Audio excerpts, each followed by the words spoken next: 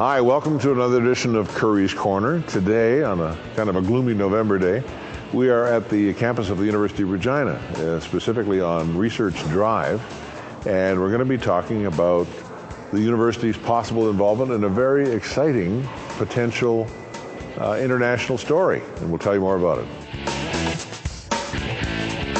Welcome to another edition of Currie's Corner. We're on Research Drive at the University of Regina, and appropriate because the conversation we're going to have today is about a sporting adventure that may take place here at the University of Regina, at least in part. Greg Ashley with me, a good friend, a Newfoundlander originally, a Notre Dame Hound, transplanted now, dyed-in-the-wool Reginan, right? Right on Hill Avenue. Yeah. Yes. Okay. Absolutely. Now, you've done a lot of things, political and otherwise, in your life, but recently China has become your sort of point of adventure. Tell us how it began. Oh, well, I was semi-retired, and I was getting a little bored, to say the least, and I wanted to do something. So China was keep popping up in my head, so I decided I was going to take a trip over there to see what was available business-wise, and et cetera, et cetera. So I went around talking to a few people to see if they were interested in China, and of course, China being the biggest economic zone in the world. 1.5 billion people? 1.5 billion people. Yeah. Yes. Huge. You can't understand how huge. Not the country in size, but the mass of people. Yeah. And they all live in cities which grow up, and very few people own a home. They all own apartments, so it's up all the time, and building is fierce over there. You look out your hotel window, and it's you see 30, 40 cranes building apartment buildings. So I decided I'm going to go to China. So I talked to some business people here who I say, I'm going over there to look for opportunities and business opportunities. Would you like to be able to sponsor me? And some of them said yes. So I decided, okay, I'm going. So off we get on a plane and get over there. And I'm there for about a week, and you get a lot of time in China in your hotel room at night, maybe 9 o'clock or 10 o'clock on. And there's not much really that I knew, because there was a lot of Chinese TV with no subtitles. Right. So I would eventually... Your Mandarin's a little rusty, right? A little, well, yeah, and my Cantonese and my English. And so I would go to the sports channels. And I'm sitting in my hotel room watching the sports channels, and I'm noticing that the Chinese men's and women's curling are being... Olympic curlers are being interviewed every night. It's incredible, and I'm thinking, wow, that's great. The curling now. Next thing, they're going to be beating us in curling. And so the next night I look, and I notice that the Canadian flags behind them a lot, and then I noticed that there were towns, the names of towns, and like Victoria, and Windsor, and Hamilton. And so they're in Canada. They're in Canada, I think to myself. So I call over and say, hey, what's going on with the Chinese curlers? I see them on TV every night being interviewed. They're heroes over here. And they're in Canada all the time. And my friends checked it out and got back to me and said, well, they come over here and they are coached by the best coaches in Canada. They play in the leagues, and that's how come they became so good. So my mind, as it is, goes back to the Olympics in Vancouver, when the Olympic Committee said that women's hockey, if it is the competition isn't better in the next Olympics, women's hockey would be eliminated. Yeah. Now, I'm a Notre Dame Hound. My dad was the director of the Canadian national hockey team in the 72 series, and so I understood the international game a little bit from Father Murray and Father Bauer, and from my father, and as you know, Raj, I've worked primarily in politics for women. Sheila Copps, Beth Finney, and women's hockey got into my mind, and I said to myself, well, why can't we bring the Chinese women's national hockey team to Regina? We got Notre Dame sitting outside the city with an Olympic-sized rink. Right. I have friends there, Mo Bundon, I mean, a fabulous businessman in this town. and makes things happen, was my ex-roommate at Notre Dame, and he's now chairman of the board of Notre Dame, and he was also chairman of the board of the University of Regina. Stepped down from that. Yeah. And I figured, I might have a chance to get this team here. And it was, it's one man against the huge bureaucracy in China, and it's huge. If you think 1.6 billion people, and the bureaucracy's got to be that big. Let me interrupt and ask, along the path here, have there been times when you sort of smacked yourself in the middle of the night and said, what the heck am I doing? Absolutely not. No. I mean, so I got back on a plane and came back to Regina, and I had a reason to meet with the premier of this province, Mr. Wall. Mm-hmm. And, we had a set agenda, and the agenda was finished, and I looked across the table at him in his office. I said, Premier Wall, I said, may I broach you on another subject?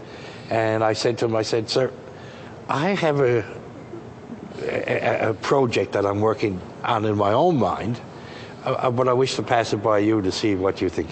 And I said, it's hockey, it's women, and it's international. It's the Chinese women's national hockey team.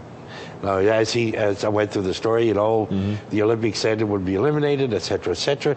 And the Premier looked at me and I said, but Premier, other than hockey, what this would do for Saskatchewan would be, if we got the Chinese women's national hockey team here at the U of R or at Notre Dame, we could go to China. Business people could get on planes and go to China, and they would have a step up on every other community in the world, because if they do what they did with the curlers and show them on TV every night, then they'll do the same thing with the women's national hockey team if we get them here, and if they improve.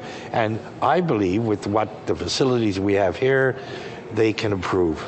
We got the best rinks, we got the best coaches, we got the best facilities, and the community itself is a hockey community. Yeah. Talking with Greg Ashley, who's been to China now 4 times in less than a year, and talking about a project to possibly bring the Chinese women's hockey team, or at least for a good portion of the year, and locate them here in Saskatchewan. When you told me the story before the camera rolled here, and I immediately thought, being old enough to remember, ping pong diplomacy. Early 1970s, before there was any official relations between China and the United States, it was ping pong players who got the ball rolling. Exactly. The expression. Well, exactly. I mean, Richard Nixon, the president of the former late president of the United States of America, first American president to go to he went to China and he opened up the doors. He opened up the doors, and the I'm not, believe me, no grandeur here. He opened up the doors, and it was called ping pong diplomacy, and that kept bouncing around in my head. No pun intended. And so what I thought was hockey diplomacy. And the premier caught on to that immediately. I mean, this guy, this Wall, he looked at me and he went, wow, we want to get into China. He sees the possibilities. He sees the possibilities for Saskatchewan. Not only in helping maybe save women's Olympic hockey, however, he also sees it as an inroad for business in Saskatchewan to open the doors in China, because China is a different world. You do business differently over there. China is a relationship first. You have to make relationships in China. Explain that a little more. Well, you can go over to China and you want to sell them widgets, whatever a widget is, but you want to sell it to them. So you don't go over there and say to them, we want to sell you widgets. You go over there and you make a personal relationship with somebody who may have a need for widgets. And so the first 3 or 4 days you're there, you have dinner, you talk about your personal life and your family life and their life and what's going on, and it's 3 or 4 dinners, and it's toast to this and toast to this, your country, Canada, and good friends, and then maybe the 3rd or 4th day you could sit down and start talking business with them. Boy, that's so contrary to the North American ethic, isn't it? It is, where you bully yourself right into the chase. Yeah. Let's get at it and get it done, right? I mean, it's almost like, I don't know if it's North American, but it's definitely American.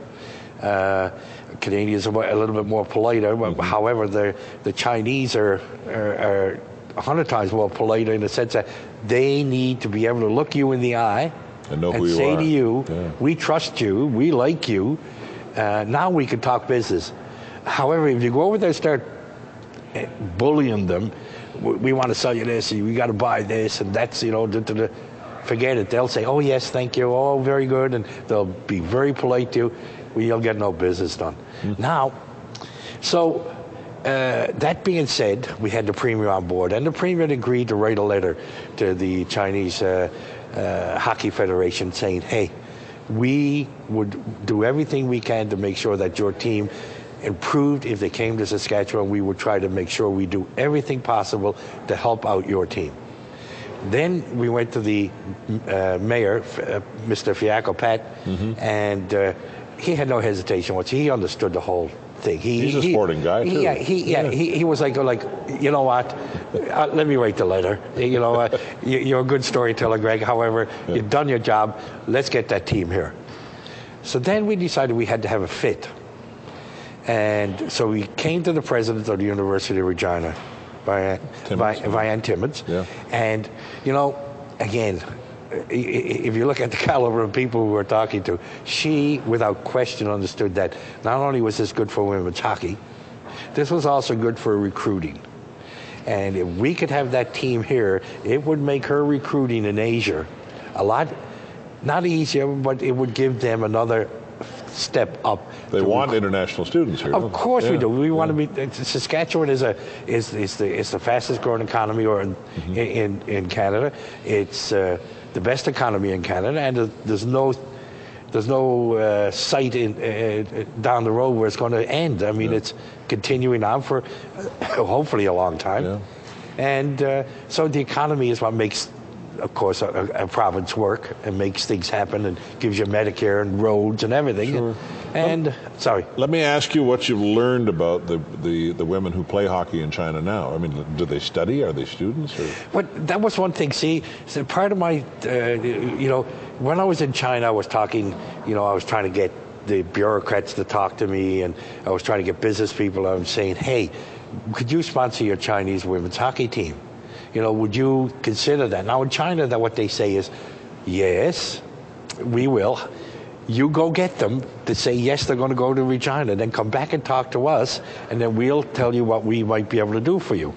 Instead of, sign on board now. They won't do that. So I came back here, and the Chinese hockey team, women's national hockey team, was in Toronto, in Markham. So I went down to Markham to talk to them, the coach and the manager. And the coach is a guy from Finland, and he's been there for 14 months. And the manager is Lily. She's from China. And they had already been briefed that I was coming and what I wanted to talk to them about. And they are all excited about coming, being able to come to Regina. And the concept of coming to Regina would be a psychological boost to the team. And so I was watching, we were having breakfast with the team, and I was watching these young ladies, the hockey players.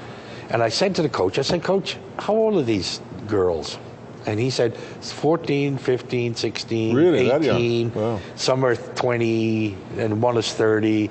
However, I said, so quite a range. Yeah, so I said, what do they do for school when they're on the road? Because in Saskatchewan, if they came here, we'd be quite interested in, English as a second language for them, or keeping up the grades. And he says, there's no education on the road. They don't study. They don't study. No.